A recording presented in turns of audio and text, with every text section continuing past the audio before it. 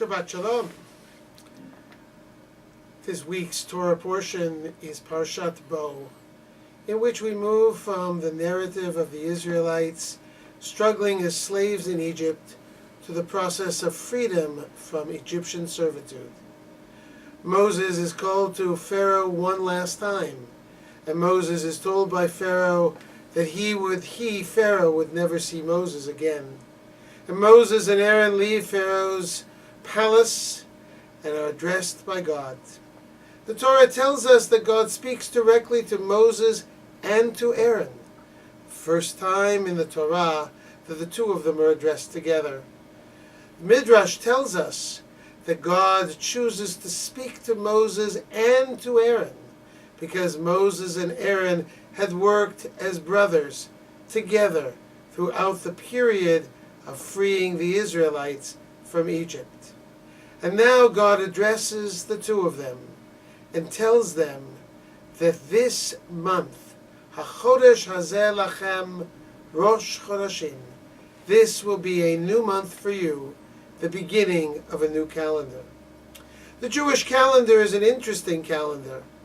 On the one hand, we operate on a 7-day week, set by the sun and set by God, so that we each and every week periodically return to God or return to the sanctity of Shabbat.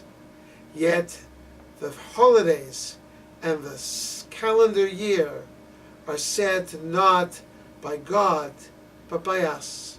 God says to Moses, HaChodesh Hazeh Lachem Rosh Chodashim.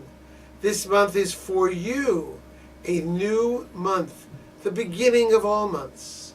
And Rashi comments and tells us that God showed to Moses the first sliver of the moon and showed Moses how to calculate when the month begins. That calculation will begin the calculation of months for the Jewish people and for all holidays for centuries to come. We are in charge of our holidays. Just as God sets the calendar for Shabbat, and periodically, week in, week out, we know in the periodicity of 7 days a week that we observe Shabbat. So He gives us, the Jewish people, the responsibility of setting the calendar of the festivals, Passover, Shavuot, and Sukkot, Rosh Hashanah, and Yom Kippur. Whether we make a mistake, whether we err, whether we do it intentionally or by accident, how we determine the first day of the month, in fact, sets the calendar for the Jewish people. Rabbi Benjamin Lau, one of the young Israeli rabbis, tells the story of a young Israeli soldier, a religious young man, who appeared a week after leaving his yeshiva at his training camp for the army. He stood in a parade in front of his sergeant, who asked each of the soldiers to give him the date of their birthday. Each of the soldiers announced their birthday using the secular months of the year, January, February, March, and so forth. But when this young, observant soldier came to his birthday, he announced it, announcing the Hebrew month of the year. The soldiers in the platoon laughed at him, mocked him, made fun of him.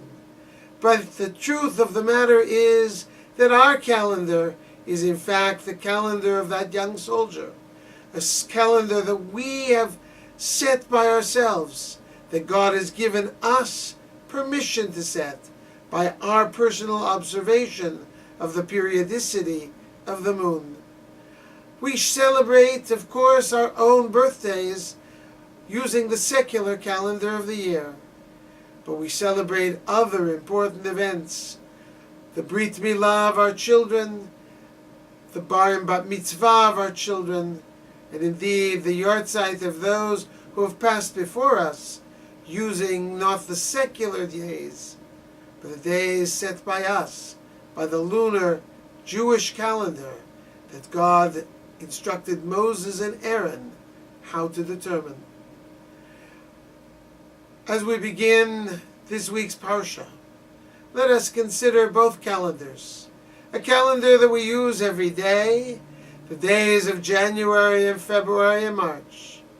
But let us also be cognizant of a calendar over which we, the Jewish people, have had great control ever since the time of Moses, the calendar of Nisan and Sivan and Tishrei, the Hebrew months of the year. Let us remember the beauty of that calendar. Let us remember the beauty of the festivals that occur. Let us remember that our birthdays as well can be marked in that calendar, as can the anniversaries of important events in our lives. May we celebrate beautifully and warmly on the Hebrew days of our birth, of our anniversaries, and of all the important days in our lives. And let us remember that God spoke not just to Moses, but to Moses and Aaron, honoring two men, two people, who together liberated our ancestors from Egypt. Amen.